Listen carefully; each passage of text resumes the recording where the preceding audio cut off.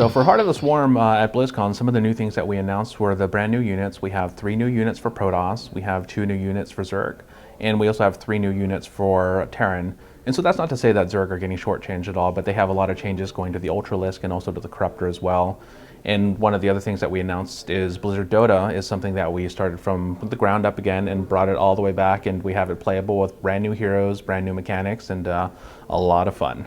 Having Sarah Kerrigan as a female protagonist in our game is something that we've always wanted to tell her story in regards to having Raynor start the story and talking about the Terrans and his little Raynor's Raiders, and we wanted to start it on a very small scale and then kind of start to grow it into an evolution. And moving to Sarah Kerrigan, at this point, since she's no longer the Queen of Blades, she's very confused, she's very angry, and she's kind of coping with the fact that she's part Terran but then still part Zerg, or is she?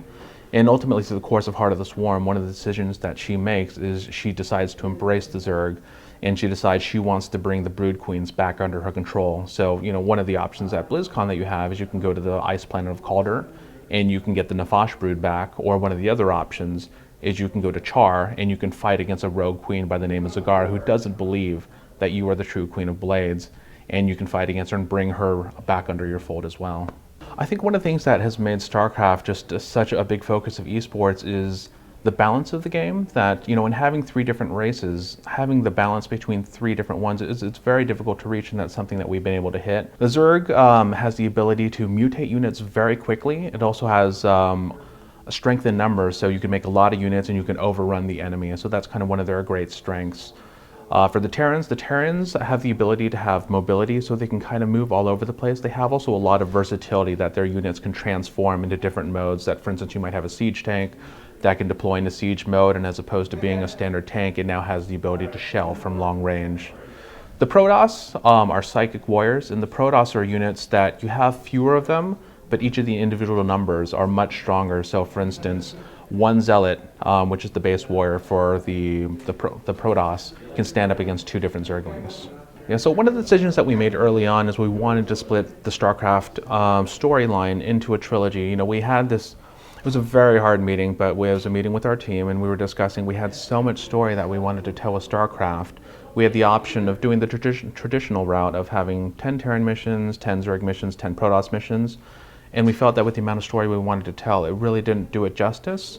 So ultimately what we decided to do is we wanted to start with the Terran campaign, tell that side of the story, and then move on to the Zerg.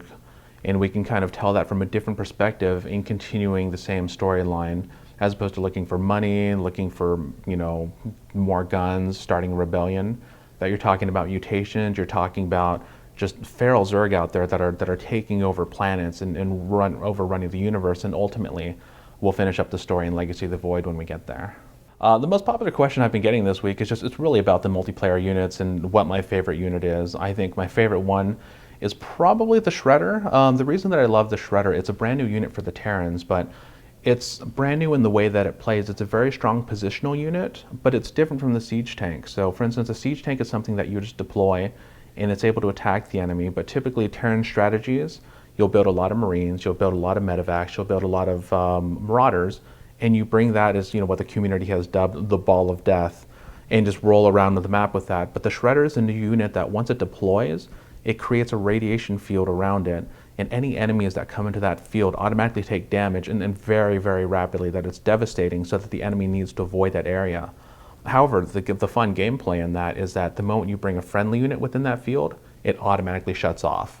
So it's one of those things that you have to deploy, and you have that give and take of, do I really want to come in? Do I want to repair my Shredder? And if I do, then I'm in a moment of weakness that my radiation field is shut off, that the enemy is then able to counterattack.